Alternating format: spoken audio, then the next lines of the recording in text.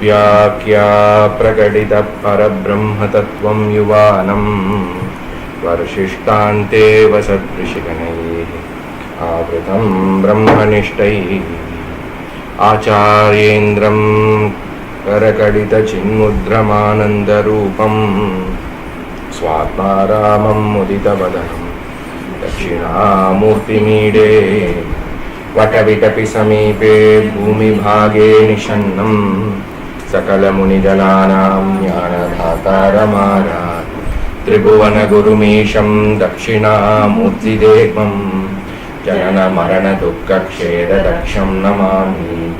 चित्रं वटतरोर्मूले वृद्धा शिष्या गुरुर्युवा गुरोस्तु मौनं व्याख्यानं शिष्यास्तु छिन्न संशयाः निधये सर्वविद्यानां विषजे भवरोगिणां गुरवे सर्वलोकानां दक्षिणामूर्तये नमः। ॐ नमः प्रणवार्ताय शुद्धज्ञानैकमूर्तये निर्मलाय प्रशान्ताय दक्षिणामूर्तये नमः। ईश्वरो गुरुरात्मेति मूर्तिभेदविभागिने व्योमवद्व्याप्तदेहाय दक्षिणामूर्तये नमः। विश्वं दर्पणदृश्यमाननगरी तुल्यं निजान्तर्गतं पश्यन्नात्मनि मायया बहिर्भूतं यथा निद्रया यत्साक्षात् कुरुते प्रबोधसमये स्वात्मानमेवाद्वयं तस्मै श्रीगुरुमूर्तये नमः।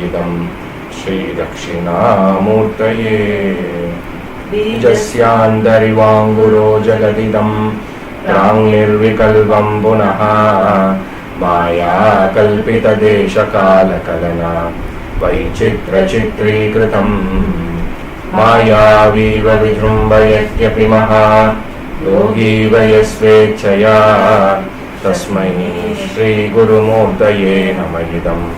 श्रीदक्षिणामूर्तये यस्यैव स्फुरणं सदात्मकम् असत्कल्पार्थकं भासते साक्षात् तत्त्वमसीति वेदवचसा यो बोधयत्याश्रितान् यत्साक्षात्करणाद् भवेन्न पुनरावृत्तिर्भवाम्भो निधौ तस्मै श्रीगुरुमूर्तये नमः।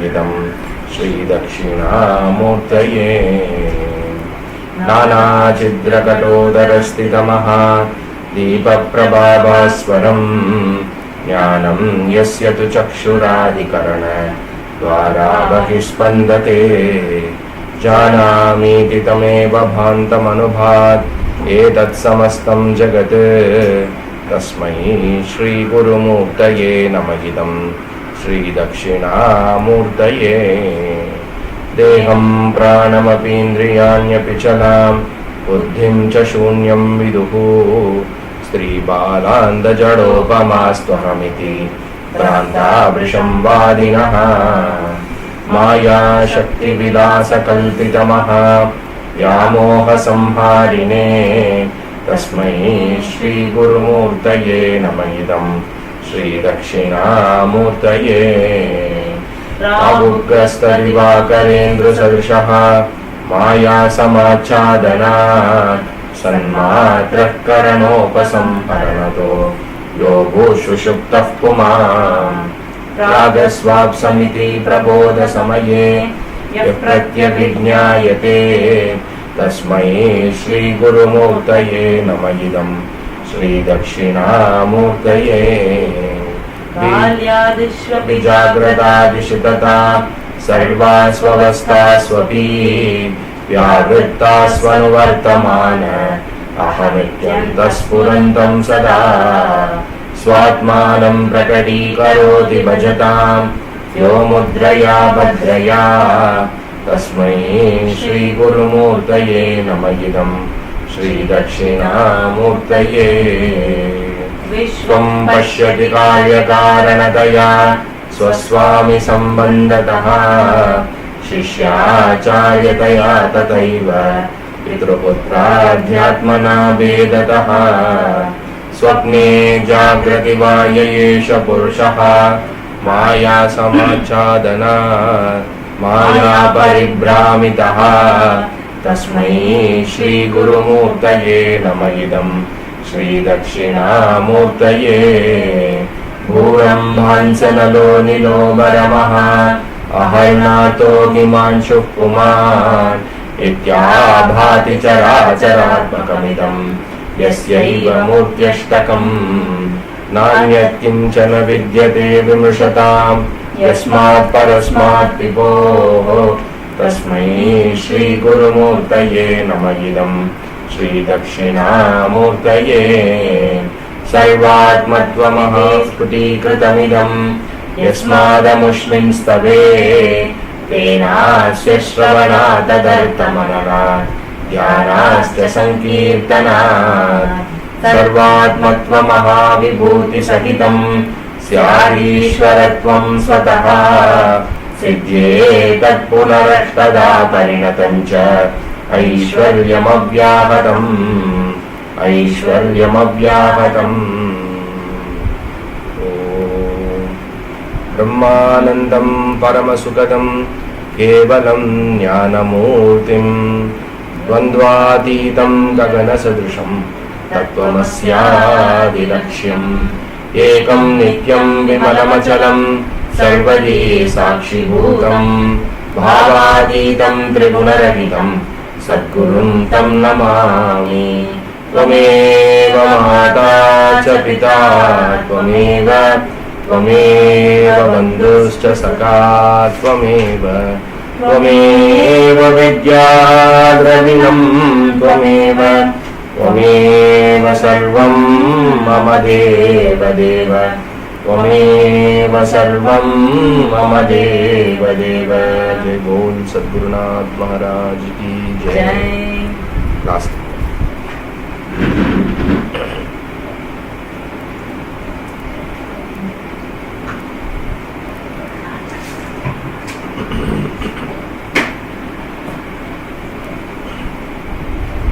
ओम सदाशिवसमारंभां शंकराचार्यमध्यमाम् अस्मदाचार्यपर्यन्तां वन्दे गुरुपरम्परां श्रुतिस्मृतिपुराणानाम् आलयं करुणालयं नमामि भगवत्पाद शंकरं लोकशंकरं शंकराचार्यं केशवं बादरायणं सूत्रभाष्यकृतौ वन्दे भगवन्तौ पुनः पुनः उकारस्वन्दकारो वै ऋकारस्तन्निवर्तकः अन्धकारनिरोधित्वा गुरुरित्यभिधीयते ईश्वरो गुरुरात्मेति मूर्तिभेदविभागिने व्योमवद्व्याप्तदेहाय दक्षिणामूर्तये नमः।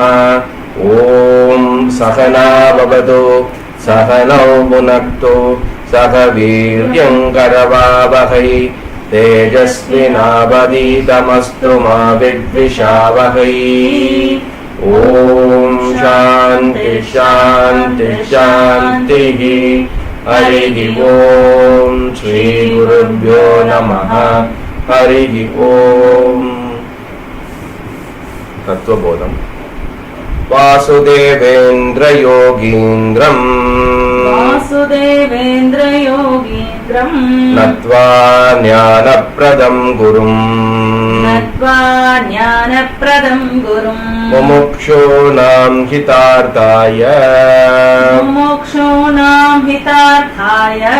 तत्त्वबोधो विधीयते।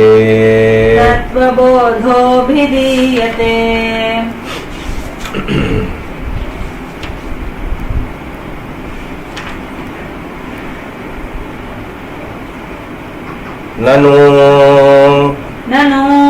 साहंकारस्य किंचिदज्ञस्य जीवस्य निरहंकारस्य सर्वज्ञस्य ईश्वरस्य तत्त्वमसीति तत्त्वमसीति महावाक्यात् कथं भेदबुद्धिः कथमभेदबुद्धिः स्यात् उभयोः विरुद्धधर्माः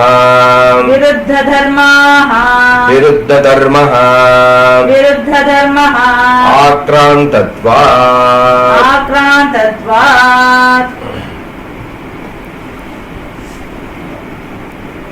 அழகா வந்து தத்துவபோதத்துல குரு சிஷ்ய சம்வாதமானது நமக்கு மொத்த டீச்சிங்கோடைய எசன்ஸ், மொத்த வேதத்தோடைய சாரத்தை வந்து அழகா எடுத்து கொடுக்கிறது. எது தத்துவபோதம் அப்படிங்கறத வந்து அழகா இந்த போர்ஷன்ல ரொம்ப அழகா வருது. அப்ப இத்தனை நேரம் படிச்சது, இவ்வளவு நேரம் கிருஷ்ணன் கேட்டதெல்லாம் இதற்கான சப்போர்ட். அதெல்லாம் தெரியாம இத வந்து நம்ம புரிஞ்சுக்க முடியாது. அது என்னது அப்படின்னா மகா வாக்கியம். மகா வாக்கியம் வந்து தத்துவமசி. அப்ப வந்து உபனிஷத்துல, சாமவேதத்துல வரக்கூடிய சாண்டோக்கிய உபனிஷத்துல வரக்கூடிய உபனிஷத்துல இது வந்து என்ன உபனிஷத்துனா சாண்டோக்கிய உபனிஷத். தத்துவமசி மகா வாக்கியம் வருது. அங்க எப்படி வந்து இந்த விஷயத்த சொல்லப்படுறது அப்படின்னா, சிஷ்யன் 24 வருஷம் அல்லது 12 வருஷம் குருகுலத்துல படிச்சுட்டு திரும்பி வீட்டுக்கு வரார். அப்போ அவ அப்பா வந்து உத்தாலகர். சரியா? பாப்பா எப்படி இருக்க எல்லாம் விசாரிச்சுட்டு, ரொம்ப பிரைட் ஸ்டூடெண்ட் இவன் குருகுலத்துல, நிறைய ஆச்சாரியால் கிட்ட இருந்தெல்லாம் கேள்விப்பட்டிருக்கார் அப்பா. ரொம்ப பெருமை பையனை பத்தி. ரொம்ப சந்தோஷப்பட்டு, அப்பா உட்காருப்பா, எல்லாம் கத்துன்னு வந்துட்டியா, எல்லாமே வந்துட்டியா அப்படின்னா, ரொம்ப நல்லா கத்துன்னு வந்துட்டேன், எல்லாம் தெரியும் எனக்கு, நான் தான் இருக்கிறதுலயே பெஸ்ட்டு அப்படின்னா பெருமதியா கேள்விப்பட்டிருப்பேன். அப்படிலாம் ஜென்ரலா அதெல்லாம் பேசுறது இதெல்லாம் சாதாரணம். அதுக்கப்புறம் அதே மாதிரி அவனோட பிஹேவியர்ஸ் எல்லாமே இதுல வந்து நல்லா பெஸ்டா இருக்கு. அப்ப வந்து அப்பா கேட்கிற, ஹே ஸ்வேதகேது, எல்லாமே தெரிஞ்சுன்னு வந்திருக்கியே, எதை ஒன்றை தெரிந்தால் எல்லாவற்றையும் தெரிந்ததுக்கு எல்லாவற்றும் தெரிந்ததாக ஆகுமோ அதை கேட்டு தெரிஞ்சின்றாயா அப்படின்னு கேட்கிற. ஸ்வேதகேது பையனுக்கு ஒன்னும் புரியல. நான் புதுசா கேட்கிறாரு, இத்தனை நாள் நம்ம படிக்காதது, நம்ம எல்லாத்தையும் கரைச்சி குடிச்சிட்டோமே. எதை ஒன்றை தெரிந்தால் எல்லாவற்றும் தெரிந்ததாக ஆகும், எல்லாம் தெரிந்ததாக ஆகும், அதை கேட்டு தெரிஞ்சின்றாயான்னு கேட்கிற அப்பா. இவனுக்கு இப்படி யோசிச்சு பாக்குறான்.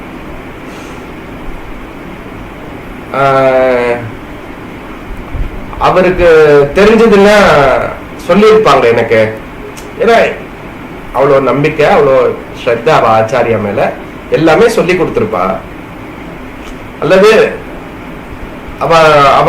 அவளே சொல்லி கொடுத்துருக்கலாமே, அவளுக்கு அப்படி அப்படி ஒண்ணு இருந்து தெரிஞ்சிருந்ததுன்னா அவ சொல்லி கொடுத்துருக்கலாமே அப்படிங்கிற மாதிரி ரெஸ்பான்ஸ் இருக்கு. ஏன்னா அந்த அந்த யுவன் அந்த விஷயம் என்ன எனக்கு தெரியல அப்படின்னு சொல்றது கொஞ்சம் கடினமா இருக்கு.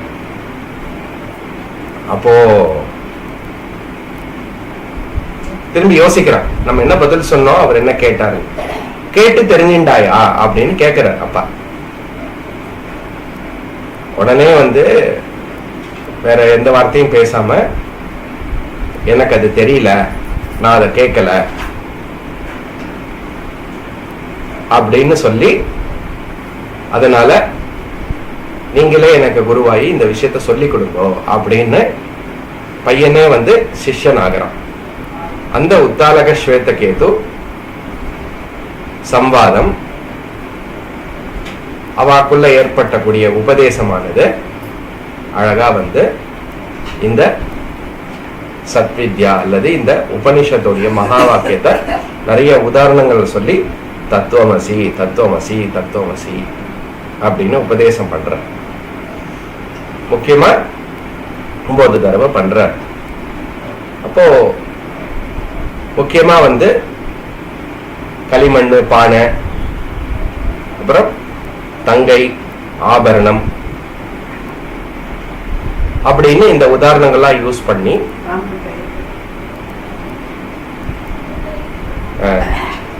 இந்த உதாரணங்கள்லாம் யூஸ் பண்ணி அழகா எது காரணமோ அந்த காரணம், எது காரியமோ காரண காரியமான பேதமானது வெறும்ன தோற்றமே, இருப்பது காரணமே, காரணமே தான் வஸ்து. காரியத்துக்கு ஒரு தனிப்பட்ட இருப்பு கிடையாது. அல்லது எது ப்ராடக்டோ எது எஃபெக்டோ அது வெறும் அப்பியரன்ஸ் தானே தவிர அதுக்கு தனிப்பட்ட ஒரு இருப்பானது கிடையாது. அப்போ அந்த காரணம் ஜெகத் காரணம் ஈஸ்வரா. அந்த ஈஸ்வரா தான் நீ யாரு அப்படிங்கிற கேள்விக்கு பதில் நீ தான் அந்த ஈஸ்வரன், அல்ல அந்த ஈஸ்வரன் தான் நீ அப்படின்னு ஜீவாத்மா பரமாத்மா ஐக்கிய ஞானத்தை குறிப்பிடும். அப்போ ஜெனரலா தத்துவமசி மகா வாக்கியம் டைரக்டா முதல் தடவை அப்படி கேட்கும் போது நேச்சுரலா क्वेश्चंस வரும். எப்படி அந்த பரமாத்மா நான் எப்படி ஆக முடியும், ஈஸ்வரன் நான் எப்படி ஆக முடியும் அப்படிங்கிற கேள்வி ஏற்படும். அதே மாதிரி இங்க சிஷ்யன் நனு சாஹங்காரஸ்ய, எப்படி அகங்காரமுடைய அல்பமான அறிவு உடையவன், அல்ப வியாபகம் அல்லது என்னுடைய பர்வேஷன் ஸ்பேஸ் அண்ட் டைமுக்கு உட்பட்ட இந்த ஜீவா எப்படி எல்லாமாக, காலமாக, தேசமாக, எல்லா அறிவாகவும் இருக்கக்கூடிய பரமாத்மாவாக எப்படி ஆக முடியும் அப்படிங்கிற கேள்வி நம்ம பார்த்தோம். கதம் உபயோகோ விருத்த தர்மா, விருத்த தர்மம் அல்லது இதுக்கும் ஜீவனுக்கும் ஈஸ்வரனுக்கும் எல்லா விதமான விஷயம் விருத்தமா இருக்கும் போது, ஜீவானா இப்படிப்பட்டது, ஈஸ்வரனா இப்படிப்பட்டதுங்கிறத பார்க்கும்போது எல்லாமே விருத்தமா இருக்கு. அப்படிப்பட்ட விருத்தமா இருக்கக்கூடிய 2 விஷயங்களில் தத்துவமசி மகா வாக்கியம் அப்படிங்கிற அந்த வாக்கியத்தோட அறிவினால மட்டுமே எப்படி ஐக்கிய புத்தி அல்லது எப்படி ஐக்கிய ஞானமானது ஏற்படும், அந்த தத்துவமசி மகா வாக்கிய கூறக்கூடிய ஐக்கியமானது எப்படி ஒத்துக்கொள்ள முடியும் அப்படின்னு கேட்கிறான். நல்லா புரிஞ்சுக்கணும், எப்படி புரிஞ்சுக்கணும், எப்படி இத ஒத்துக்கணும் அப்படின்னு கேட்கிறான். சொல்றது தப்பு, அது எப்படி ஆகும்னு கேட்கல இல்லையா? அது ரொம்ப முக்கியமான விஷயம். இங்க அப்போ ஒரு வார்த்தையானது, ஒரு ஸ்டேட்மெண்ட் ஆனது சொல்லப்படுறது அப்படின்னா அதோடைய அர்த்தம் சரியா இல்ல அப்படின்னா அது என்ன சொல்றது, அது நான்சென்ஸ் கிடையாது. புரியுது இல்லையா? எது புரிபடலையோ அல்லது எந்த ஸ்டேட்மெண்ட்னால சரியான அர்த்தம் புரியாததுனால அந்த ஸ்டேட்மெண்ட் வேஸ்ட் கிடையாது. அப்போ தது துவம் அசி, அதுதான் நீ அப்படிங்கிற வாக்கியம் ஸ்டேட்மெண்ட் எடுத்துட்டோம்னா அது அப்படின்னா பரமாத்மா, ஈஸ்வரா, ஜெகத் காரணம். துவம் அப்படின்னா நீ, அல்லது புரிஞ்சுக்கிறது நான். ஜெகத் காரணம் பிரம்ம ஈஸ்வரன் நீ தான், அதுதான் நீ அப்படின்னு சொன்னா நிறைய விருத்தம், நிறைய விஷயத்துல கான்ட்ரடிக்டரியா இருக்கு. அது எப்படி ஆக முடியும்? doesn't make sense அப்படின்னு சொல்லுவாங்க பொதுவா. doesn't make sense. அப்போ அப்போ டசன்ட் மேக் சென்ஸ்ங்கிறது வந்து நான் சென்ஸ். டசன்ட் மேக் சென்ஸ்ங்கிறது கரெக்ட் அல்லது சரியா புரிஞ்சுக்கல புரியலன்னு அர்த்தம். அதனால அது நான் சென்ஸ் அப்படின்னு, அதனால அது ஒன்றும் விஷயம் கிடையாது அப்படின்னு டிஸ்மிஸ் பண்றது வந்து தவறு. தத்துவமசிங்கிறது வந்து நான் சென்ஸ் கிடையாது, நான் சென்ஸ். டிஃபரன்ஸ் தெரியறதா? கேட்கறதுக்கு ஒரே மாதிரி இருக்கும். நான் சென்ஸ் கிடையாது, நான் சென்ஸ். இப்ப நான்கிற விஷயத்துக்கு உண்மையான மேலான அர்த்தத்தை குறிக்கிறது, அது அர்த்தமற்றது அல்ல. அதனால என்ன என்ன அப்படின்னா, சாஸ்திரம் வேதம் கொடுக்கக்கூடிய விஷயமானது எப்படி புரிஞ்சுக்கணுங்கிற விசாரம் இருக்கணும். நான் எப்படி இப்ப புரிஞ்சுண்டு அதுக்கு புரிப்படலைங்கிறது சொல்றேன். சாஸ்திரம் சொல்றது, வேதம் சொல்றது, வேதாந்தம் கொடுக்கறது அப்படின்னாக்க அதை எப்படி புரிஞ்சுக்கணும், எப்படி புரிஞ்சுட்டா எனக்கு அர்த்தமாகும் அப்படிங்கிற அப்ரோச் நம்ம வச்சுட்டோம்னா ஈஸியா இருக்கும்.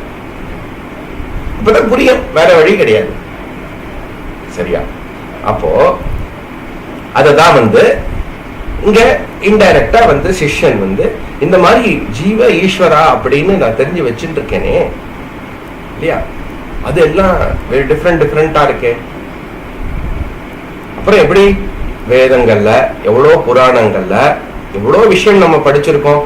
பகவானுடைய அவதாரத்தை பத்தி படிச்சிருக்கோம், எவ்வளோ டிஸ்கிரிப்ஷன் பகவானை பத்தி, லீலைகளை பத்தி படிச்சிருக்கோம், பராக்கிரமத்தை பத்தி படிச்சிருக்கோம்.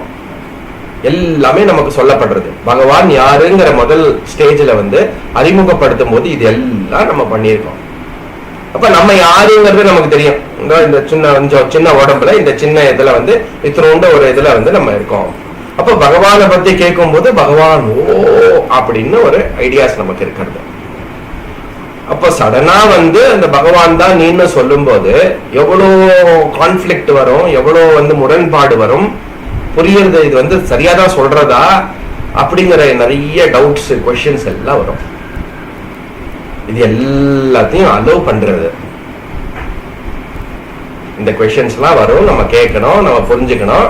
அதுக்கு எப்படி இதை புரிஞ்சுக்கணுங்கிற விசாரமும் டீட்டெயிலா இருக்கு. இப்ப இந்த மகா வாக்கியத்தை எப்படி புரிஞ்சுக்கணுங்கிற விசாரம் டீட்டெயிலா இருக்கு. அதற்கு என்ன பண்ணணும் அப்படின்னாக்க, என்ன அது ஏற்படுறதுக்கு, அது வரத்துக்கு நமக்கு நிறைய காலம் நம்ம வந்து கர்மத்துல இருந்து பகவான் பக்தியில ஈடுபட்டு எப்படிப்பட்ட மன பக்குவம் இதை சரியான முறையில யோசிக்கிறதுக்கும், சரியான முறையில இத அணுகி அதை கேள்வி கேட்டு சரியா புரிஞ்சுக்கிறதுக்கு எப்படி தகுதி வேணுமோ அதை நம்ம அட்டைன் பண்ணணும், அதை நம்ம பெறணும். அதற்குதான் மொத்த தர்மமான வாழ்க்கை, கர்மயோகம், உபாசனா யோகம் இதெல்லாம் நமக்கு கொடுக்கப்பட்டிருக்கு. அதுதான் முதல் ஸ்லோகத்துல முமுக்ஷூனாம் ஹிதார்த்தாய. இப்ப இந்த முமுக்ஷுத்துவம் அப்படின்னு ஏற்படுறது வந்து பெரிய குவாலிபிகேஷன். இவ்வளவு நாள் சமயத்துல இருந்துட்டு, தர்மத்துல இருந்துட்டு, நான் யாரு, பகவான் யாரு, இந்த உலகம்ங்கிறது என்ன, இதெல்லாம் வேற வேறையா அப்படிங்கிற கேள்விகள் அது உற்பத்தி ஆகி அதுக்கு கிடைக்கக்கூடிய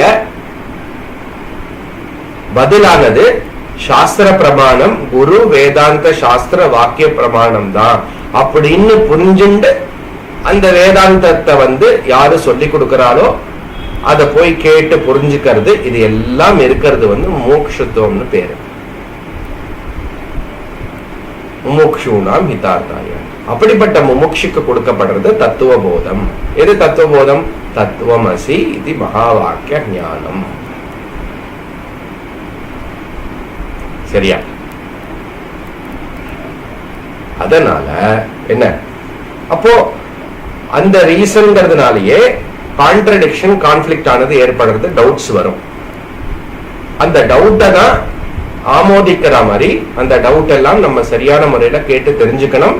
அது மட்டும் இல்ல, இது தத்துவமசி அப்படிங்கிற கேட்ட விஷயத்த சரியான முறையில புரிஞ்சுட்டோமே ஆனால், எப்படி புரிஞ்சுண்டா அது நமக்கு சரியான அதோடைய ஆக்சுவல் மீனிங் நமக்கு கொடுக்கறது அப்படிங்கறத வந்து சிஷ்யன் கேட்ட உடனே குரு சொல்ல ஆரம்பிக்கிறார். அது என்னது?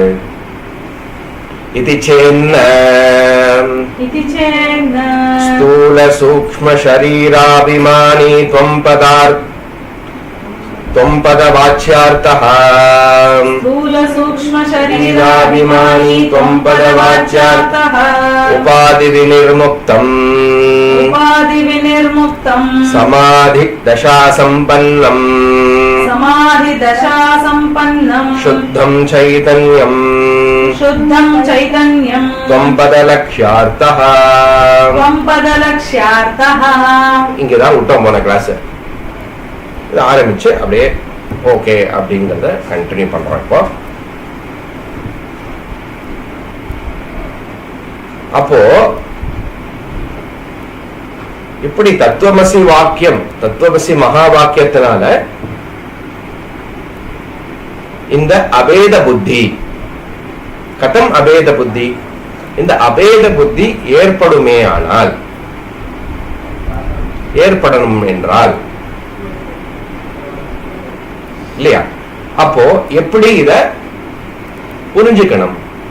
அப்போ தத்துவமசி தத்துவமசின்னா போன கிளாஸ்ல பார்த்த மாதிரி துவம்பதம் தத்பதம், அது ரெண்டும் ஐக்கியம் அசி ஒண்ணுதாங்கிறது அசி பதத்தை குறிக்கிறது.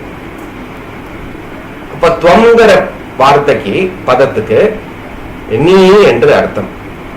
உபதேசம் பண்ணும்போது குரு சிஷ்யன்ட்ட சொல்லும் போது துவம் நீ அப்படின்னு சொல்ற, நம்ம புரிஞ்சுக்கும் போது நான் அப்படிங்கிற அர்த்தம் ஏற்படுறது. அப்போ எல்லா பதத்துக்கும் ஒரு டைரக்ட் மீனிங் உண்டு, நேரடியான அர்த்தம் இருக்கு, சாதாரணமான அர்த்தம் ஏற்படுறது. அதே பதத்துக்கு ஒரு குறிப்பிட்ட பொருள் அல்லது இன்டைரக்ட் மீனிங் அல்லது இம்ப்ளைடு மீனிங் இருக்கும். அப்போ தொங்கிற பதத்துக்கும் நேரடியான அர்த்தமும் டைரக்ட் மீனிங்கும் அப்புறம் குறிப்பிட்ட அர்த்தமும் அல்லது இம்ப்ளைடு மீனிங்கும் இருக்கு அப்படிங்கறத எடுத்து சொல்றது. சரியா? அப்ப அது என்னங்கறத பார்க்கலாம். இப்போ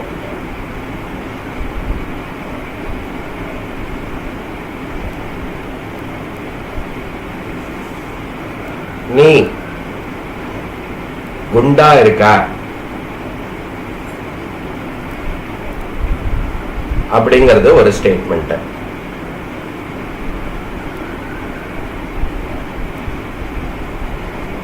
உனக்கு நீ பசியா இருக்காய், தாகமா இருக்காய் அப்படிங்கிறது ஒரு ஸ்டேட்மெண்ட். நீ துக்கமா இருக்க அப்படிங்கிறது ஒரு ஸ்டேட்மெண்ட்.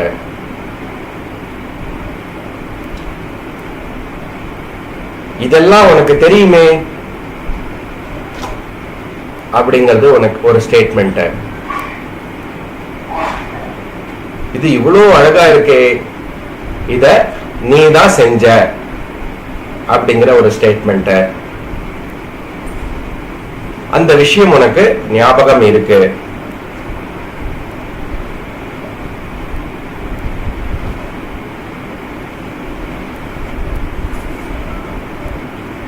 ஞாபகம் இருக்கு அப்படிங்கிறது ஒரு ஸ்டேட்மெண்ட். இந்த விஷயம் உனக்கு தெரியல அப்படிங்கிறது ஒரு ஸ்டேட்மெண்ட். இவ்வளவு ஸ்டேட்மெண்ட்.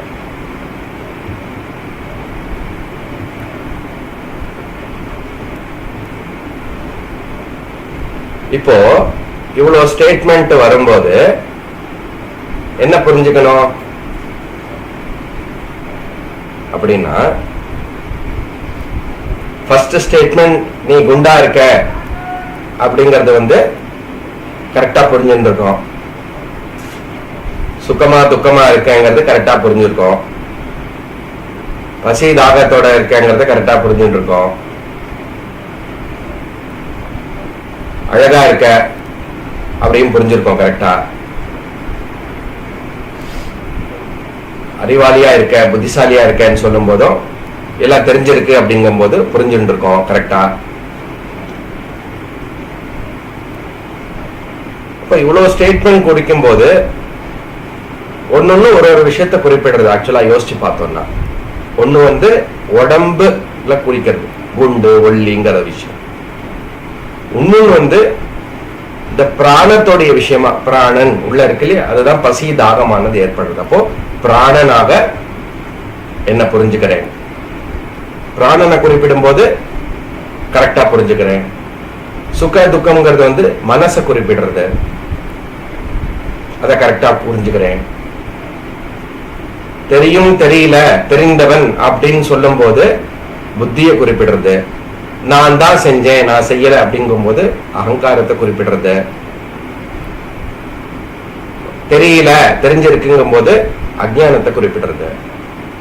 அப்போ இந்த பஞ்ச கோஷம் நம்ம பார்த்தோம் இல்லையா, அன்னமய, பிராணமய, மனோமய, விஞ்ஞானமய, ஆனந்தமய.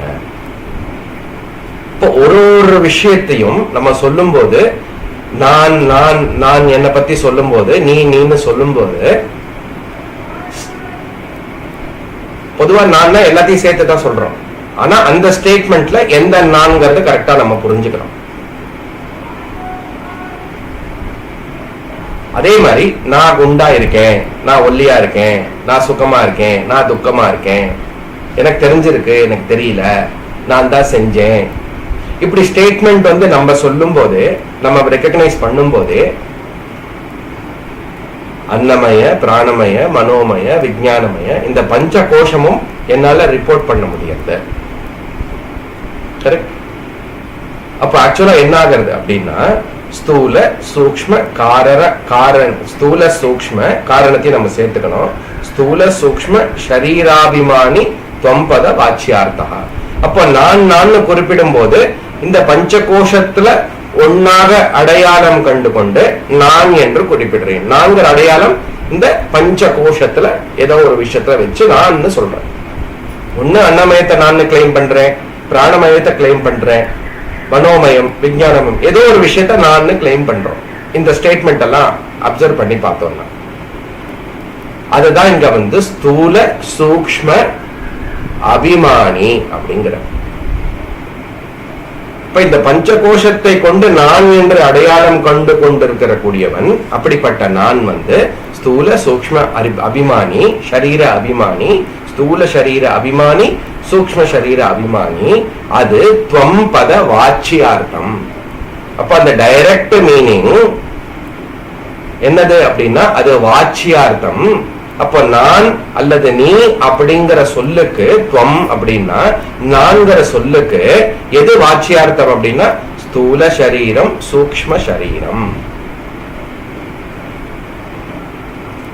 அதுக்கப்புறம் இந்த ஸ்தூல சூக்ஷ்ம சரீரம் எப்படி இருக்கிறது அப்படின்னா, இந்த ஸ்தூல சூக்ஷ்ம சரீரமானது உபாதியாக இருக்கிறதுன்னு பார்த்தோம்.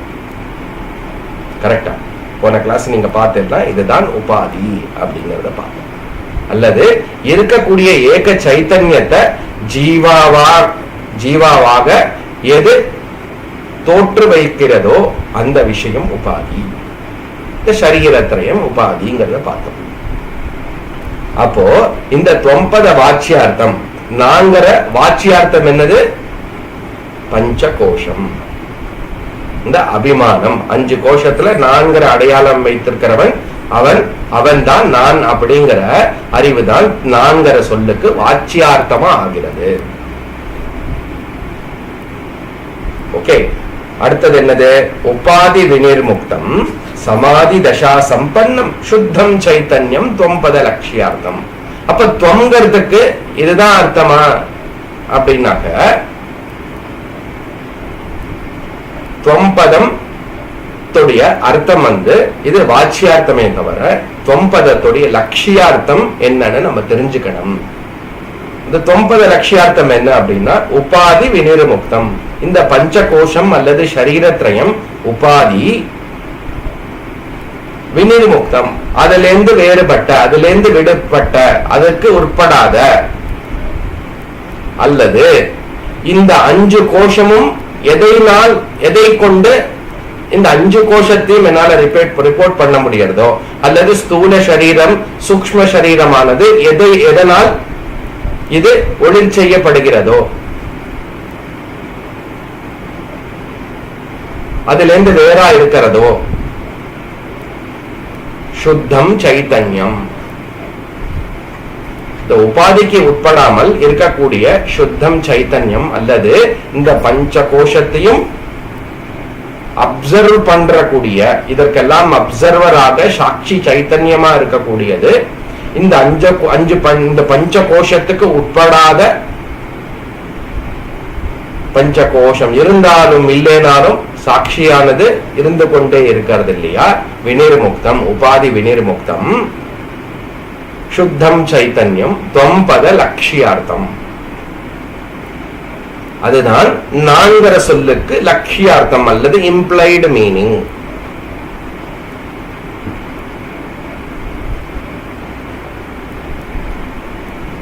எதுக்கு அந்த ஸ்டேட்மெண்ட் சொன்னேன் அப்படின்னா, ஒரு இடத்துலயும் நான் அப்படின்னா எல்லாமே நான் சொல்லுவோம். அந்த 5 ஸ்டேட்மெண்ட்லயும் நம்ம என்ன பண்ணிட்டு இருக்கோம்?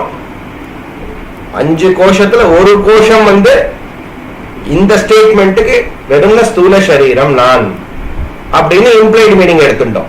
இந்த ஸ்டேட்மெண்ட்டுக்கு வெறும் மனசு நான், இந்த ஸ்டேட்மெண்ட்டுக்கு வெறும் புத்தி நான் அப்படின்னு இம்ப்ளைடு மீனிங் தான் எடுத்துட்டு இருக்கோம். சாதாரணமா நான் எல்லாமே ஸ்தூல சூக்ஷ்ம எல்லா சரீரமும் சேர்ந்துதான் வரும்.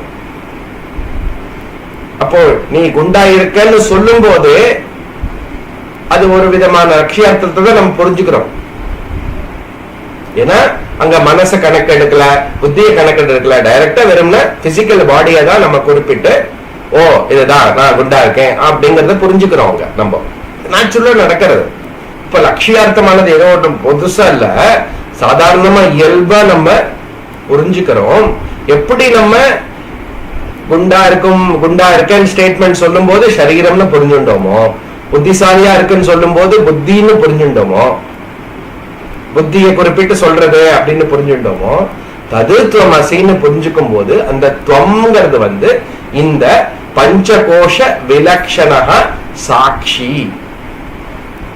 அகம் அப்படின்னு புரிஞ்சுக்கணும். அதுதான் துவம்ங்கிற அர்த்தம். அப்போ உபாதி வினிர்முக்தா. அப்போ எதெல்லாம் இந்த பஞ்சகோஷம் அதோடைய பஞ்சகோஷத்தோடைய குணாதிசயங்கள் ஆத்மாவுடைய குணமாக தோன்றுகிறதோ, அந்த உபாதி அந்த விஷயத்தை அந்த நாம ரூபத்தை இன்டலெக்சுவலா இல்லைன்னு ரிமூவ் பண்ணிட்டு இதுக்கெல்லாம் வேறாக இதுல இருந்து விடுபட்டு இது எல்லாவற்றையும் எதை கொண்டு இது எல்லாவற்றும் எனக்கு தெரியறதோ, சொல்ல முடியறதோ, கூற முடியறதோ, உணர முடியறதோ அந்த சைத்தன்யம், அந்த அவேர்னஸ் பிரின்சிபல் சாட்சி சைத்தன்யம், அதுதான் தொம்பத லட்சியார்த்தம். புரியுது இல்லையா? அப்போ ஒரு ஒரு ஒரு ஒரு ஸ்டேட்மெண்ட் எனக்கு சொல்லப்பட்டது அப்படின்னா என்ன,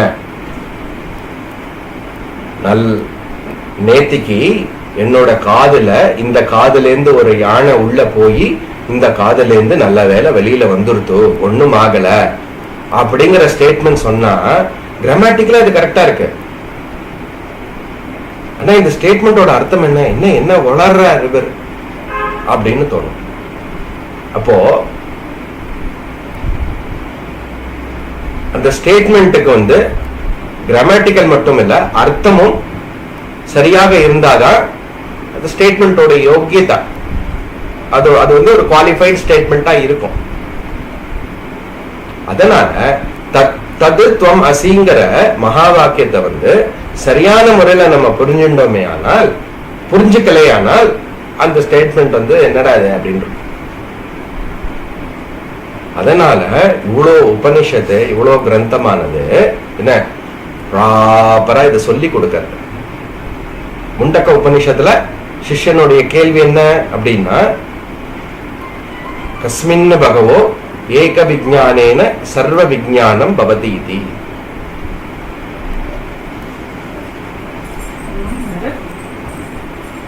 சரியா? ஏக விஜ்ஞானேன சர்வ விஜ்ஞானம் பவதி இதி.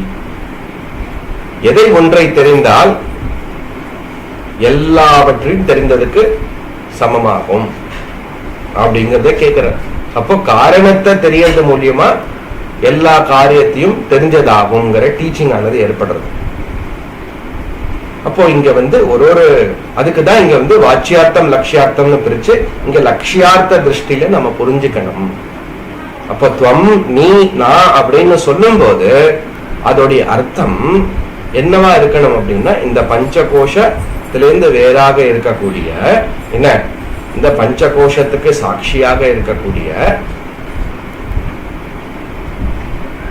சாட்சி சைத்தன்யம் ஆத்மா, அது தொம்பத லட்சியார்த்தம் அல்லது ஸ்தூல சூக்ஷ்ம சரீரத்திற்கு ஸ்தூல ஆத்மாக்கக ஞாபகம் இருக்கு இல்லையா, ஸ்தூல சூக்ஷ்ம காரண சரீராத் व्यतिरिक्तः पंचकोश विलक्षणः सन् अवस्थात्रय साक्षी सच्चिदानंद आत्मा सन् सच्चिदानंदः सन् स आत्मा स विज्ञेयः. எங்கேயோ படிச்ச மாதிரி இருக்கோ, முன்னாடி 2 பேஜ் திருப்பி பார்த்தேன்னா ஆத்மா கஹன்னு சிஷ்யன் கேட்டிருப்பேன். அந்த ஆத்ம சைத்தன்யம் அது லட்சியார்த்தம். ஸ்தூல சூக்ஷ்ம காரண சரீரம், பஞ்சகோஷம், அவஸ்தாத்ரயம், இது எல்லாமே 4 வாச்சியார்த்தம். அப்போ வாச்சியார்த்த திருஷ்டியில மகா வாக்கியத்தோடைய அர்த்தத்தை பொருட்படுத்தக்கூடாது. படுத்தினா விரோதம் வரும், எப்பவுமே ஐக்கியமானது சித்திக்காது. அதுதான் இங்க டீச்சர். அப்போ 9 லட்சியார்த்தம் சச்சிதானந்த ஆத்மா நான், சமாதி தசா சம்பன்னம். இப்படி இது வாச்சியார்த்தம், இது லட்சியார்த்தம் அப்படிங்கிற சரியான விவேக, சமாதி தசா அப்படின்னா சரியான விவேகம், சரியான அறிவு, இது வாச்சியார்த்தம், இது லட்சியார்த்தம் அப்படின்னு புரிப்படுறது அந்த விவேகம். அப்படிப்பட்ட விவேக அந்த நிலையில் அப்படி ஏற்பட்டதானால் சம்பன்னம். என்ன சம்பன்னம்? சுத்தம் சைத்தன்யம் துவம்பத லட்சியார்த்தம். எது வாச்சியார்த்தம்? இது வாச்சியார்த்தம் தான். லட்சியார்த்தம் சுத்தம் சைத்தன்யம் என்கிற விஷயம் புரிய வரும். உபாதி விநிர்முக்தம். இந்த சரீரத்ரயமானது வெறும் உபாதியாக இருக்கிறது. அப்போ அந்த கிறிஸ்டல் அதுல ப்ளூ கலரா தெரிஞ்சது அப்படின்னா அந்த ப்ளூ கலரை எடுக்க வேண்டாம் இல்லையா? அந்த ஸ்பட்டிகத்தோடைய கலர் ப்ளூவா இருக்கு அப்படிங்கிறது தோற்றம் தான். ஸ்பட்டிகம் ஆக்சுவலி ப்ளூ கிடையாது. அப்படின்னு ப்ளூவா தெரியக்கூடிய ஸ்பட்டிகத்தை பார்த்துட்டே ஸ்பட்டிகம் ப்ளூ கலர் இல்ல, இந்த ப்ளூ கலர் வெறும் தோற்றம் தான், ப்ளூ கலர் ஸ்பட்டிகம் மாறி இருக்கு அப்படின்னு தெரிஞ்சுக்க முடியும். ரிமூவே பண்ண வேண்டாம். அப்போ அந்த ப்ளூ கலர் ப்ளூ கலர் ஸ்பட்டிகத்துக்கு உபாதியாக இருக்குன்னு புரிஞ்சுட்டா போதும். அதான் ஸ்பட்டிகம் கலர்லெஸ், ஸ்பட்டிகம் சுத்தம் ஸ்பட்டிகம்.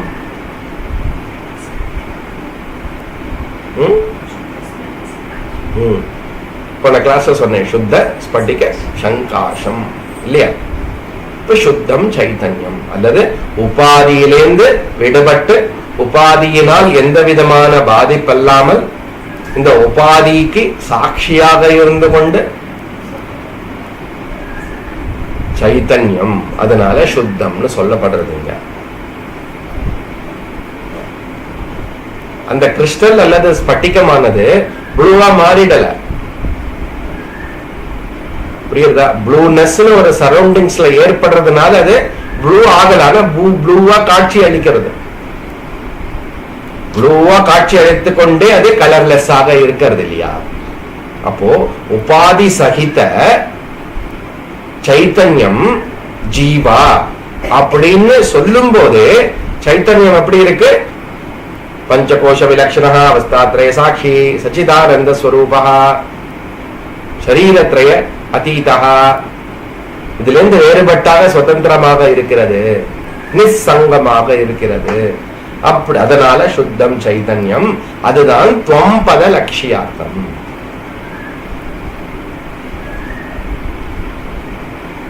புரியுது இல்லையா? சரீரத்திரயம் அது உபாதி. அதை நீக்கின பிறகு அறிவில் என்ன இருக்கிறது? சுத்தம் சைதன்யம். அதுதான் நான்கிற சொல்லுக்கு மேலான அர்த்தம், உண்மையான அர்த்தம். அதுதான் இம்ப்ளைடு மீனிங், அதுதான் லட்சியார்த்தம்னு சொல்றோம். ஏவம் சர்வஜ்ஞத்வாதி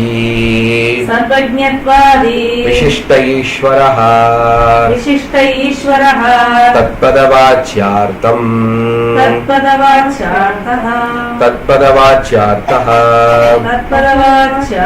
உபாதிசூன்யம்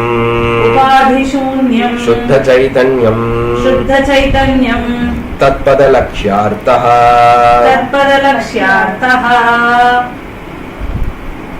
தொம்பதம் எப்படி இப்ப பார்த்தோமோ, தத்பதம் அதே தத் அப்படிங்கிறது. அது தத்துனா அதுன்னு அர்த்தம். அதுனா எது? ஈஸ்வரா அல்லது ஜகத் காரணம். அந்த பகவான், அந்த ஈஸ்வரா இந்த ஜகத்துக்கு காரணமாக இருக்கே, அந்த ஜகத் காரணம் எப்படி அப்படின்னா சர்வஜ்ஞா, எல்லாம் அறிந்தவர், எல்லாமாகவும் இருக்கக்கூடியவர். ஏன்னா ஜகத்துக்கு காரணம், ஒரு விஷயத்துக்கு காரணம் அப்படின்னா அதோடைய டோட்டல் விஷயம் தெரிஞ்சிருக்கும். நான் தான் இந்த மாலையை செஞ்சேன் அப்படின்னு சொல்றோம்னா, இந்த மாலைக்கு என்னெல்லாம், எப்படி எல்லாம் இதோடைய அறிவு, எப்படி எல்லாம் இதை யூஸ் பண்ணது, எப்படி இந்த பொருள் பண்ணது எல்லாமே செஞ்சவனுக்கு தெரியும் சாதாரணமா, இல்லையா? அப்ப ஜகத் காரணம் அப்படின்னா சர்வஜ்ஞ, ஆல் நாலேஜ், எல்லாம் அவருக்கு தெரியும், இல்லையா? எல்லாம் ஆல் நாலேஜ் அர்த்தம் சர்வஜ்ஞ. அப்புறம் என்ன சொல்றது அங்க மேல அப்படின்னா, நிரஹங்காரஸ்ய, எல்லாமே பகவான் தான் அப்படின்னா ஏது தனியா இண்டிவிஜுவாலிட்டின்னு ஒண்ணு கிடையாது. நிரஹங்காரஸ்ய. அப்புறம் அந்த டோட்டல் லார்ட்ஷிப், ஈஸ்வரத்துவம் இருக்கு இல்லையா? எல்லா நியத்தியாக, எல்லா கர்மமாக, எல்லா கர்ம பலமாக, மொத்த சிருஷ்டிக்கு சிருஷ்டி கர்த்தாவாக, ஸ்திதி கர்த்தாவாக, லய கர்த்தாவாக, இது எல்லாமே எதை உடையது அப்படின்னா இது எல்லாம் என்ன? ஈஸ்வரா, பகவான் அப்படிங்கிற வாச்சியார்த்தமே. அல்லது இந்த ஸ்தூல பிரபஞ்சம், சூக்ஷ்ம பிரபஞ்சம், காரண பிரபஞ்சம், இதுதான் டோட்டல் ஜகத். இது எல்லாமே ஈஸ்வரா உபாதி அல்லது ஈஸ்வராங்கிற சொல்லுக்கு, பதத்துக்கு வாச்சியார்த்தம்.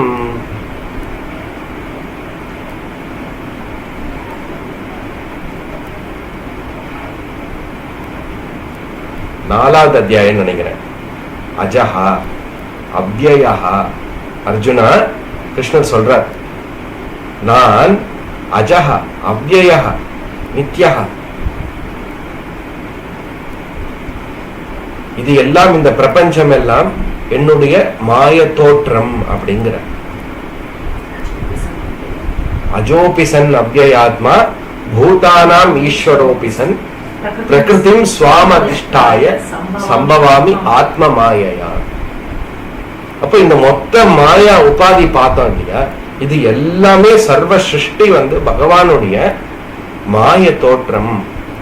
அது பகவான் அப்படிங்கிற சொல்லுக்கு வாச்சியார்த்தம். இந்த மாயாவை கொண்டு, இந்த மாயாவுடைய விஷயம் இந்த ஜகத்தை வச்சுண்டு, அதற்கு காரணமா வச்சுண்டு நானும் அந்த பகவான் ஒண்ணுன்னா எண்ணிக்க முடியாது. ஏன்னா மாயா சக்தி, டோட்டல் சிருஷ்டி ஸ்திதி லயம், இது எல்லாமே பகவானுடைய சக்தியாகிறது. அது வாச்சியார்த்தமே. உபாதி சூன்யம். இப்ப இந்த மொத்த சிருஷ்டி, அந்த மாயா உட்பட எல்லாமே உபாதியாக இருக்கிறது. அல்லது அந்த பிரம்ம சைத்தன்யத்தை ஈஸ்வரா, ஈஸ்வரத்துவம் உடையதாக தோற்று வைக்கக்கூடிய இந்த உபாதி சூன்யம், அது அல்லாமல் ஈஸ்வராங்கிறது என்னது, என்ன எசன்ஸ்? உண்மையாவே ஈஸ்வரான்னா என்ன? சுத்தம் சைத்தன்யம் தத்பத லட்சியார்த்தம். அப்ப பகவான் ஈஸ்வரான்னு சொல்லும் போதே அதோடைய லட்சியார்த்தம் என்ன?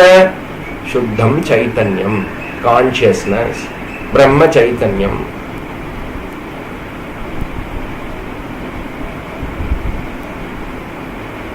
அதனால ஏவம் சர்வஜ்ஞத்வாதி விசிஷ்டா. முன்னாடி சொன்னார் இல்லையா, நிரஹங்காரஸ்ய சர்வஜ்ஞஸ்ய ஈஸ்வரஸ்ய. அப்போ அந்த ஈஸ்வராவோட எல்லா விதமான அந்த குணாதிசயங்கள், அவருடைய பராக்கிரமசாலி, சர்வசக்திவான், சர்வஜத்வா, எல்லா இடத்துலயும் வியாபித்து இருக்கக்கூடிய இது எல்லாமே எப்படி இருக்கு? இது எல்லாமே உபாதி.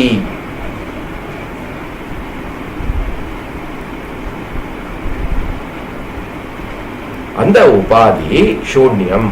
அதை நீக்கிவிட்டால் என்னது? ஈஸ்வராங்கிறது என்னது அப்படின்னா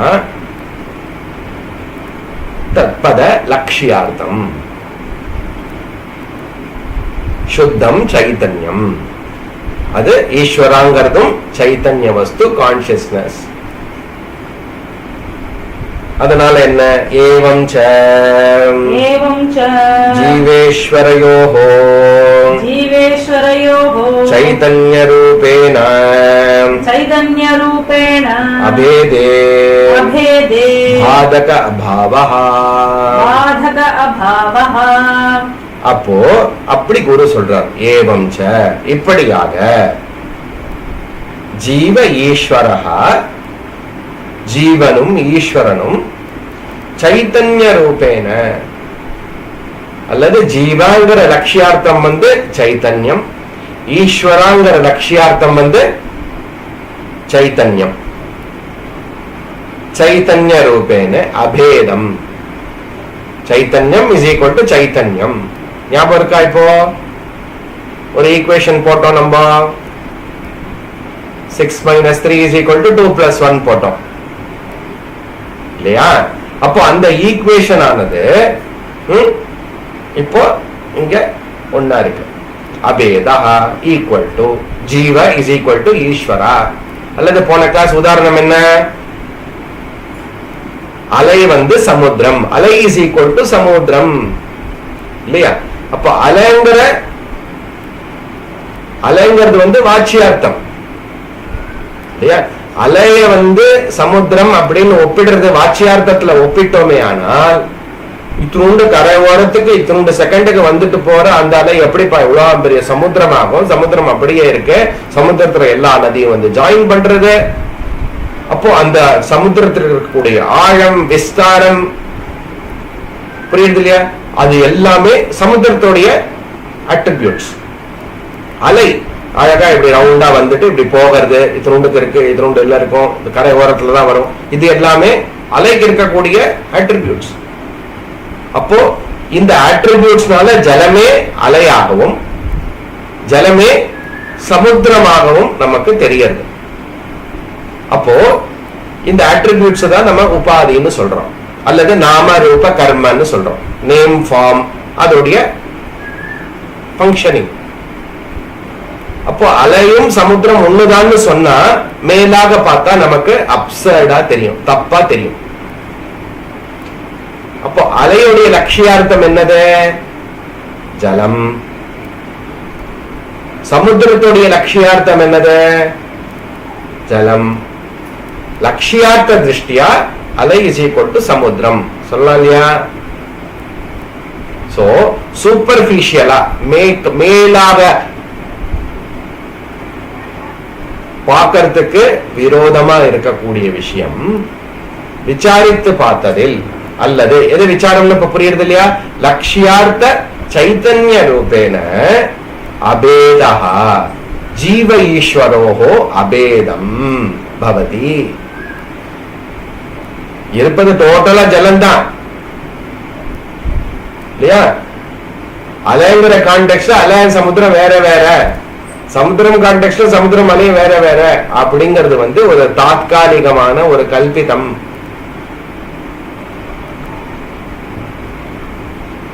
அப்போ லட்சியார்த்த திருஷ்டி உண்மையாவே விசாரித்து பார்த்ததில் ஜலம் இஸ் ஈக்குவல் டு ஜலம், அலை இஸ் ஈக்குவல் டு சமுத்திரம் அப்படின்னு எப்படி நமக்கு புரிய வருதோ அதே போல அந்த உதாரணம் இப்படி கம்ப்ளீட் ஆகிறது.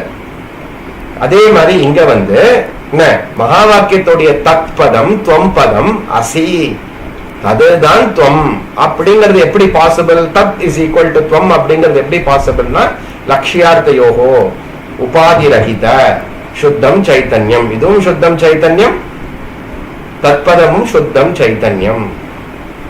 இந்த உபாதினால்தான் ஜீவனாக ஈஸ்வராக தாத்காலிகமாக தோன்றப்படுகிறது. அதனால அபேதா பாதக அபாவ. பாதகம் அப்படின்னா நீக்கக்கூடிய விஷயம், நீக்கப்படுகிறது.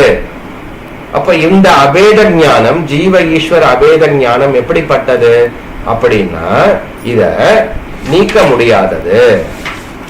பாதக அபாவ.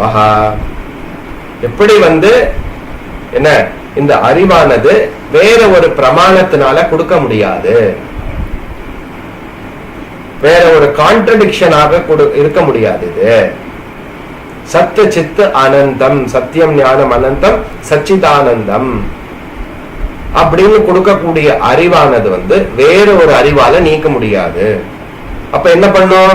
நான்கிறது இந்த ஸ்தூல சூக்ஷ்ம சரீரம்ங்கிற அறிவை லட்சியார்த்த திருஷ்டியில அந்த அறிவை நீக்கிட்டோம் இல்லையா? உண்மையிலேயே அலை அப்படிங்கிற அறிவு ஜலம்தான், அலைங்கிற அறிவு நீங்கி ஜலம்ங்கிற அறிவானது ஏற்பட்டது இல்லையா?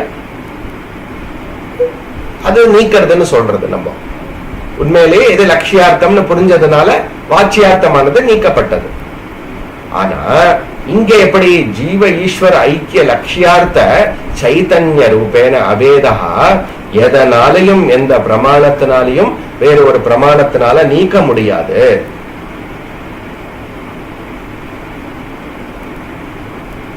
இப்போ அந்த மங்களா தெரியும் போது அது கயர் இருக்கிறது பாம்பு மாறி தெரியறது அப்படின்னா அது கயர்தான் புரிந்த பிறகு பாம்புங்கிற அறிவு எப்படி நீக்கப்படுகிறதோ அப்படி இது ஜீவ ஈஸ்வர ஐக்கியம், ஜீவ ஈஸ்வர அபேதம் சைத்தன்ய ரூபேன இது நீக்கப்படக்கூடிய விஷயம் அல்ல. அல்லது இது இதுதான் சத்தியம், அபாதகம் அபாத்யம். அபாவஹ, அபாவஹன பாதகம் அல்லது பாதகம் ஆனது நீக்க முடியாதது, பாதகம் அற்றது. புரியுதா? ஸ்னேக்குங்கிற பாம்புங்கிற அறிவை பாத்தியம் பண்ணிட்டோம். பாதக பாவகாது. இங்க இது என்ன எப்படிப்பட்ட அறிவு? ஜீவ ஈஸ்வர மகா வாக்கியம் கொடுக்கக்கூடிய ஞானம் அபாவஹா, அதுதான் மோட்சம். இதுவும் நீக்கப்பட்டதுன்னா மோட்சமானது ஏற்பட முடியாது இல்லையா? ஐக்கிய ஞானம் மகா வாக்கிய ஞானம் நீக்கப்படுகிறதுனால மோட்சம்னு சொல்றது தப்பா போயிடும். அதனால இது நாலேஜ், இது வேற ஒரு விஷயத்தினால நீக்க முடியாது. அத்வைத சச்சிதானந்த ஆத்மா சத்தியம் ஞானம் அனந்தம் பிரம்ம அப்படின்னு உபநிஷத்துல வரத அப்படியே சொல்றோம். இப்போ ஆத்மா இஸ் ஈக்குவல் டு பிரம்மன், ஆத்மா தான் அயம் ஆத்மா பிரம்ம அல்லது தது துவம் அசி அப்படிங்கிற மகா வாக்கிய விசாரமானது இங்க முடியறது. புரியுறது இல்லையா? அடுத்தது என்ன சொல்ல போறார்? ஏவம் ச வேதாந்த வாக்யைஹி சத்குரு உபதேசேன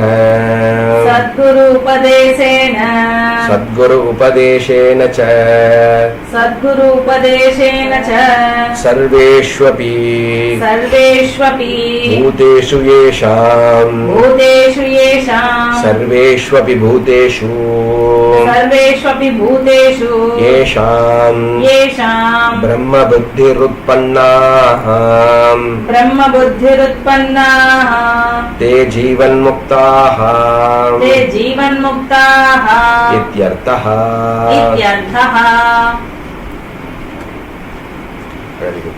அப்போ இங்க என்ன சொல்றார் அப்படின்னா நாலேஜ் இதுதான் ஞானம், இதுதான் நீக்க முடியாத, இதுதான் ஞானம். அப்போ எல்லா விதமான அஜ்ஞானம் அத்தியாசம், எல்லா விதமான அறியாமை, அதிலிருந்து ஏற்படக்கூடிய தவறான முடிவுகள், தவறான கன்க்ளூஷன், தவறான அறிவுகள். எதை பத்தி? என்ன பத்தி? ஜகத்தை பத்தி, ஈஸ்வரனை பத்தி, அல்லது வாட்சியார்த்தம். இது எல்லாமே துவம்பதம் தத்பதம் அப்படிங்கிற சொல்லுடைய விசாரத்து மூலியமா, அதோடைய லட்சியார்த்தம் புரிப்படுறது மூலியமா இந்த அஜ்ஞானமானது நீக்கப்படுகிறது. அப்போ என்னன்னு புரிஞ்சுக்கிறோம்? நானும் அந்த பரமாத்மாவும், ஜீவாத்மாவும் பரமாத்மாவும் ஒன்றுதான் அப்படின்னு புரிப்படுறது. ஜீவ ஈஸ்வர அபேதா. இதுதான் மோக்ஷம். முமோக்ஷூணாம் ஹிதார்த்தாய தத்துவபோதோ அபிதீயதே. இந்த தத்துவபோதமானது இதுதான் தத்துவபோதம். எது தத்துவம், எது உண்மையோ, எது உண்மை? ஜீவ ஈஸ்வர அபேதா. அப்போ அது முமுக்ஷுக்கு ஹிதத்தை கொடுக்கிறது. எது முமுக்ஷுக்கு ஹிதம்? மோக்ஷம். அப்ப இந்த மோக்ஷம் அதோடைய பலன் என்ன அப்படிங்கிறது தான் இங்க சொல்ல வர. மோக்ஷ பலன், மோக்ஷம்னா என்ன ஞாபகம் இருக்கா? அப்பா எவ்வளவு கிளாஸ், 20 கிளாஸ் முன்னாடி சொன்னது என்னது? 5 விஷயம். திரும்பி நீங்க முதல் 2 கிளாஸ் போய் கேட்டு பாருங்க. ஜிக்ஞாசா நிவர்த்திஹி, ஃப்ரீடம் ஃப்ரம் இன்டெலெக்சுவல் லிமிடேஷன்ஸ், அப்புறம் வித்யானந்தா பிராப்திஹி அல்லது ஆனந்த பிராப்திஹி. நான் தான் அந்த ஆனந்த ஸ்வரூபம் என்கிற நாலேஜ், சச்சிதானந்த ஆத்மா சொல்லியாச்சு. இப்போ 3வது என்னது? கார்பண்ய நிவர்த்திஹி, ஃப்ரீடம் ஃப்ரம் டிபெண்டன்சி. நான் தான் சத்தியம். 4வது என்னது? ஆகாத நிவர்த்திஹி, ஃப்ரீடம் ஃப்ரம் எல்லா விதமான இம்பாக்ட். உபாதி விநிர்முக்தா சைத்தன்யமகம், நான் அசங்கா, எதனாலையும் பாதிக்கப்படாதவன். கடைசி என்னது? தக்ஷதா பார்த்தி, டோட்டல் ஃப்ரீடம். இதுதான் நம்ம படிச்சோம் முன்னாடி, நீங்க ரெஃபர் பண்ணி பாருங்க. அந்த ஞான பலன் டாபிக் நம்ம இப்போ என்டர் பண்றோம். அதுக்கு முன்னாடி என்ன சொல்றாருன்னா, ஏவம் ச வேதாந்த வாக்கியைஹி. அப்போ இந்த மகா வாக்கியமானது என்ன? வேதாந்த வாக்கியைனா இந்த மகா வாக்கியமானது சத்குரு உபதேசேன. இது எப்படி படிச்சிட முடியும், எப்படி தெரிஞ்சுக்க முடியும் அப்படின்னா, இந்த வேதாந்த வாக்கியம், குரு உபதேசம், இது எல்லாமே ரொம்ப முக்கியமான சொல்லு. இங்க நம்மளா போய் படிச்சுக்கிறது, படிச்சு புரிஞ்சுக்கிறது அல்ல, இல்லையா? அப்போ என்ன பண்ணணும் அப்படின்னா, இங்க இந்த உபதேசமானது வேதாந்த வாக்கியமாக இருக்கணும். அல்லது இந்த வேதாந்த உபனிஷத், அதுக்குதான் உபனிஷத்தோட குட்டி கதை சொல்லிட்டு நம்ம ஆரம்பிச்சோம். உபனிஷத்தோட வாக்கியத்தை அல்லது எது உபனிஷதோ அது பிரமாணம், அறிவு கொடுக்கக்கூடிய கருவி. அந்த அறிவு கொடுக்கக்கூடிய கருவி குரு வாக்கியத்தினால் அல்லது குரு கிட்ட போய் சரணடைந்து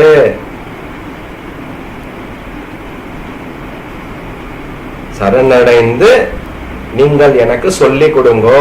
எப்படி ஸ்வேதகேது தந்தை எல்லாம் கிடையாதுங்க, சொல்லிக் கொடுங்கோ, எனக்கு தெரியலன்னு சொல்லும் போதே என்ன இருந்தங்க? சிஷ்யா. எல்லா ரிலேஷனும் கட்டு. அங்க சொல்லுகிறேன் பா அப்படின்னு கேட்கல, ஹே பகவன். அந்த இடத்துல நேச்சுரலா அந்த பணிவு வரணும். புரியுது இல்லையா? அந்த இடத்துல நம்மளுடைய ஈகோ ஆனது அங்க சமர்ப்பணம் பண்ணணும். புரியுது இல்லையா? அப்போ எனக்கு தெரியல, உங்க மூலியமா தான் எனக்கு அது தெரிய வரணும் அப்படிங்கிற அந்த சிஷ்ய பாவனையை இங்க குறிப்பிடுறோம். அதனால கரெக்டா? சத்குரு உபதேசேனச்ச, உபதேசம் குரு வாக்கிய உபதேசம் என்ன. அதுக்கப்புறம் எப்படி இருக்கிறது, ஏன் சத்குரு அப்படின்னா அந்த டீச்சிங் ஆனது சிஸ்டமேட்டிக்கா இருக்கணும், சரியான முறையில சொல்லி கொடுக்கப்படணும். சரியான வேர்ட்ஸ் சரியான முறை எப்படி சொல்லி கொடுக்கப்பட்டிருக்கோ, பரம்பரை எப்படி சொல்லி கொடுக்கப்படுறதோ சரியான முறையில சொல்லணும். ஜகத்துங்கிறேன், ஈஸ்வராங்கிறேன், இது ஆகாசங்கிறேன், எல்லாமே எதுங்கிறேன், திரும்பி எல்லாமே எதுங்கிறேன் அப்படின்னு நிறைய நம்மளா படிச்சோம்னா கன்ஃபியூஷன் ஆயிடும். அப்ப இது எல்லாமே ரிகன்சைல் பண்ற மாதிரி சரியான முறையில இங்க கம்யூனிகேட் ஆகணும். புரியுது இல்லையா? அதனால பரம்பரா சம்பிரதாயம் ரொம்ப முக்கியமா இருக்கிறது. அதனால குரு சம்பிரதாயவித் எப்படி எப்படி அவருக்கு சொல்லி கொடுக்கப்பட்டிருக்கோ அப்படியே சொல்லி கொடுக்கப்படுறது. ஏனதத் வியாச சக்ஷீரே அப்படின்னு சொல்றது உபனிஷத்து. புரியுது இல்லையா? அப்படி குரு கிட்ட போய் சரணடைந்து இதை தெரிஞ்சுக்கணும். சர்வேஷ்வபி பூதேஷு, அப்போ எல்லா என்ன எல்லா ஜீவ ஜகத்து என்ன மொத்தமும் என்னெல்லாம் இருக்கிறதோ சர்வேஷ்வபி பூதேஷு, இது எல்லாமே எப்படி இருக்கிறது, இது எல்லாமே சச்சிதானந்தம் ஆத்மா அல்லது சத்தியம் ஞானம் அனந்தம் பிரம்ம. ஜகத் காரணம் சொல்லிட்டோம், சச்சிதானந்த ஸ்வரூபம் பிரம்மன்னு சொல்லிட்டோம், சத்தியம் ஞானம் அனந்தம் பிரம்மன்னு சொன்ன பிறகு என்ன உபாதி ஜீவன் ஜகத்து ஈஸ்வரெல்லாம் உபாதின்னு சொன்ன பிறகு பிரம்மத்தை தவிர வேற வஸ்து இல்லை. அல்லது சர்வேஷ்வபி பூதேஷு, இது எல்லாமே எப்படி வெறுமன நாம ரூபம் தான். எப்படி ஒரு தங்கம் பல ஆபரணங்களாக பல நாம ரூபத்துல இருக்கிறதோ அப்படி. அப்ப சர்வேஷ்வபி பூதேஷு பிரம்ம புத்தி உற்பன்னா, இது எல்லாமே ஏக வஸ்து பிரம்மன் தான் அப்படின்னு புரிஞ்சின்றவன் அவனே ஜீவன் முக்தா, அவனே ஜீவன் முக்தா, அவனே மோட்சத்தை அடைந்தவன், எல்லா விதமான சம்சாரத்திலிருந்து விடுபட்டவன், அஜ்ஞான நிவர்த்தி. புரியுதா? அப்போ சர்வேஷ்வபி பூதேஷு பிரம்ம புத்தியா உற்பன்னா இது ஜீவன் முக்தா. இதோடைய இந்த கடைசி வரைய ஃபர்தரா டீடைல்ஸ் பார்த்துட்டு கேட்க போறான். ஜீவன் முக்தன்னா யாரு, அதாவது அடுத்த கிளாஸ்ல பார்க்கலாம். ஓம் பூர்ணமத பூர்ணமிதம் பூர்ணாத் பூர்ணமுதச்யதே பூர்ணஸ்ய பூர்ணமாதாய பூர்ணமேவாவசிஷ்யதே. ஓம் சாந்தி சாந்தி சாந்தி. ஹரி ஓம் ஸ்ரீ குருப்யோ நமः. ஹரி ஓம். ஓம்.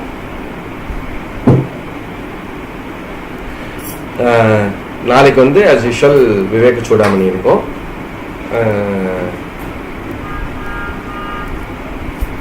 6 மணிக்கு தானே கரெக்ட். ஸோ 5:55 இருக்கும்.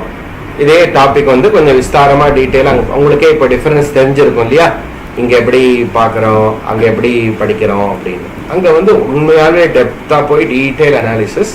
இது ஃபர்ஸ்ட் மேலாக அப்படியே கூட்டின்னு போறோம். நம்ம அதெல்லாம் படிச்சதுனால இங்கேயும் புரியும், இங்கேயும் படிக்கிறதுனால அங்கேயும் நமக்கு நல்லா புரிய வரும். ஸோ ஒன்றுத்துக்கு ஒன்று இது ரொம்ப காம்ப்ளிமெண்டரி. சரியா? அங்கேயும் ரொம்ப இம்பார்ட்டண்டா மகா வாக்கியம் போயின்னு இருக்கு. போன கிளாஸ்லயே நான் அதை சொன்னேன்.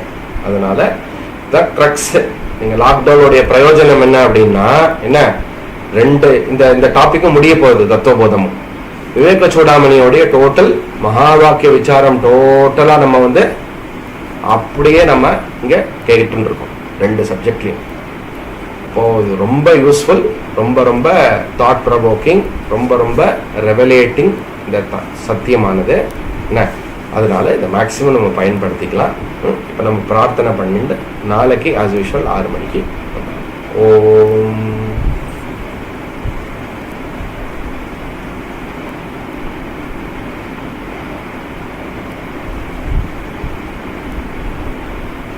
ஓம் ஸ்வஸ்தி பிரஜாப்யः பரிபாலயந்தாம் न्यायेन मार्गेण महीमहीषाः गो ब्राह्मणेभ्यः शुभमस्तु नित्यं लोकाः समस्ताः सुखिनो भवन्तु काले वर्षतु पर्जन्यः पृथिवी शस्यशालिनी देशोऽयं शोभरहितः ब्राह्मणाः सन्तु निर्भयाः सर्वे भवन्तु सुखिनः सर्वे सन्तु निरामयाः सर्वे भद्राणि पश्यन्तु मा कश्चित् दुःखभाग् भवेत् असतो मा सद्गमय तमसो मा ज्योतिर्गमय मृत्योर्मा अमृतङ्गमय ॐ पूर्णमदः पूर्णमिदं पूर्णात् पूर्णमुदच्यते पूर्णस्य पूर्णमादाय पूर्णमेवावशिष्यते ॐ शान्ति शान्ति शान्तिः हरिः ॐ श्रीगुरुभ्यो नमः हरिः ॐ